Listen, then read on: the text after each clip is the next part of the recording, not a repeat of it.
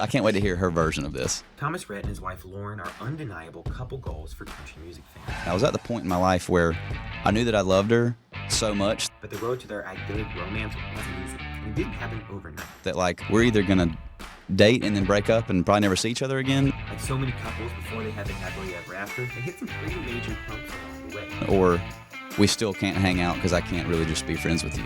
But luckily, they were able to work things out in the end. What happened between them and how they managed to get over it will leave you shocked. Like everybody searching for love in bars and on dating apps, Thomas and Lauren's first romantic encounter goes back to when they were kids.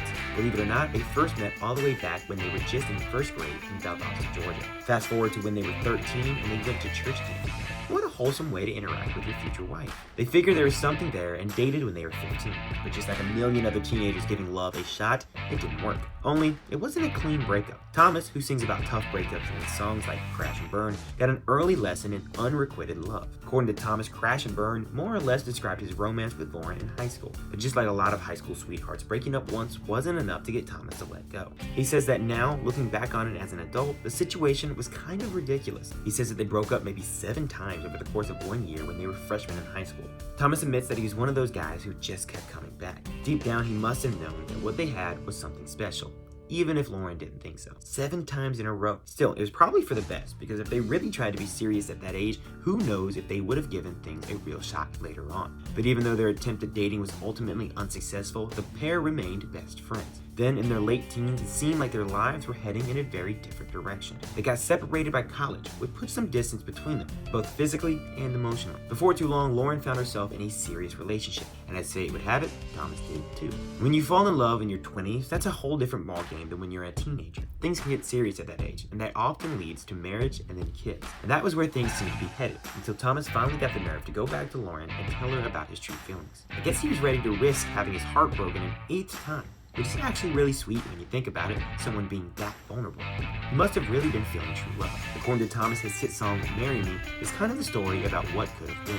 Thomas understands that a lot of people might hear that record and think it's weird or a strange thing to think about. But he insists that what's so cool about the song is that it's a story that's so close to the journey both he and Lauren went on individually before they got back together. Thomas was dating a girl for 5 years who he sincerely believed was going to be his wife one day. And Lauren was also with someone for 5 years who she firmly thought would be her husband one day. So in a way, the song Marry Me was therapeutic for Thomas because it let him reflect on the idea of what his life could have been like if he never took that chance, and went to her house to confess what he really felt about her. Thomas says that the song is a sort of made-up story about him being invited to the wedding Lauren might have had if he'd never drummed up the courage to tell her all of the feelings he had been bottling up for her. He says it's an interesting way to write such a sad song because it's a very real way. It's not just some made-up scenario. It's an extremely real version of what almost was, not just what might have been. He says that life, sitting there at a wedding, watching his true love get married, was very nearly the one he was forced to live. Just a few months after Thomas's fateful evening when he confessed his feelings, they each broke things off with their significant others. They decided to take a chance on love and reconnect with one another. And the risk paid off. They ended up living happily ever after. But Thomas has someone else to thank for his sudden inspiration to tell Lauren about his true feelings, and it's not the person you'd expect to be responsible for breaking up her imminent engagement to Mr. Wrong. Lauren's father, Thomas's future father-in-law, is the man responsible for Lauren and Thomas ultimately getting back together. Lauren's dad called Thomas to give him a serious warning. He said that if Thomas didn't come over that exact night to tell Lauren how he really felt about her, then he was going to tell her for him. I don't know about you, but I don't think I'd be nearly as head over heels finding out that someone was madly in love with me if I had to hear about it from my dad and not that person. Especially knowing they were in a relationship with someone else and probably getting married soon too. Still, it's a good thing that Thomas got that call, because it was the motivation he needed. Even if it set in motion a series of breakups that was kind of messy in the moment, it proved to be the right thing in the big picture. But don't get the wrong idea, Thomas and Lauren didn't do anything wrong that night he visited. Even though they may have been tempted, Thomas and Lauren both waited until they were single. They didn't want to ruin their future together by starting as cheaters, because if someone cheats with you, they'll probably cheat on you.